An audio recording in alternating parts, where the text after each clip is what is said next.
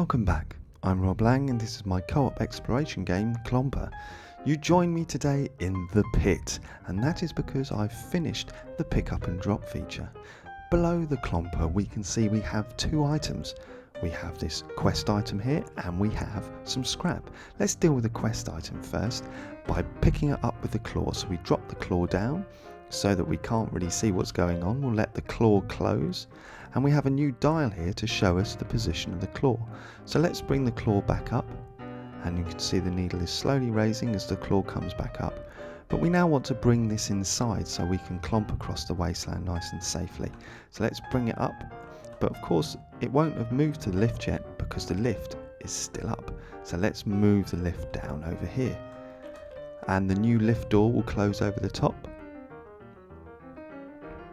It's ever so slightly different because I've put some beveling in there to make it look all fancy. And now let's bring our quest item up inside the Clomper. So far a lot of this should be very familiar to you, but what's different is that now I can grab this quest item and I can move it around. Now I'm doing so very gingerly inside because if this hits any of the pipe work then it will explode all the pipes all over the place, and I have a few more things I'd like to demonstrate before I get onto that vandalism. So the way in which I've solved this is the quest item has a rigid body which allows it to obey physics and collide with the floor and collide with the walls, and also the player does, because that's how I move the player around. I do it using the physics engine.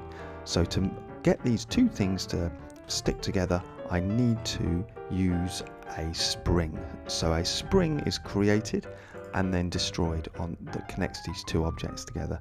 The tension of the spring is extremely stiff, which means that it moves pretty well, but also it means I don't force it through the floor, so it's got a little bit of springy bounce on it. And that's how I've done that. There are lots of tutorials online. I'm not inventing anything particularly clever. So let's say with this quest item we've clomped across the landscape and we've arrived at a hex which is coloured.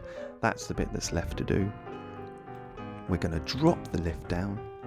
Bye bye quest item, we'll see you on the claw, and it will go straight across, or it won't go straight across. That's not true, I haven't lifted the claw arm up yet. So let's move the claw all the way up, the doors close, the quest item will appear, and now we can drop it down. Now we have two options. We can drop it down gently, or we can just open the claw and let it fall.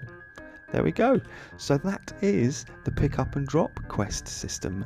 Pretty much difficult bit done. I actually have to do the bit where you move across the landscape, but that's not going to take long compared to this bit. This bit was taking me months.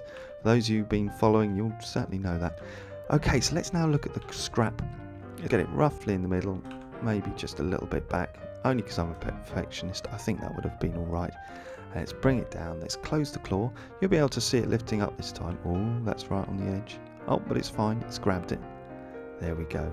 So we're right up to the top. Now the lift, we left it in the down position.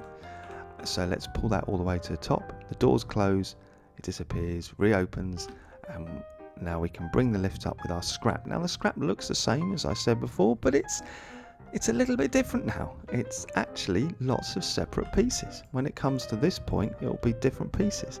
Now eventually what will happen is you'll be able to pick these up and you'll be able to take them over to a station, and you'll be able to drop them into the station, and that will grind them, or it will shred them, or turn them into resources that you can then turn into pipes. But at the moment I haven't done that station, so all you can really do with them is be a massive vandal and just destroy pipes with them, and because that's the pipe damage model is really simplified at the moment. So thank you very much for watching. That's all I've got for this week. If you think this feature is quite cool, then please let me know down in the comments. If you like this video, please hit the like button, and if you want to see more, then hit subscribe. Until next time, stay safe. Bye bye.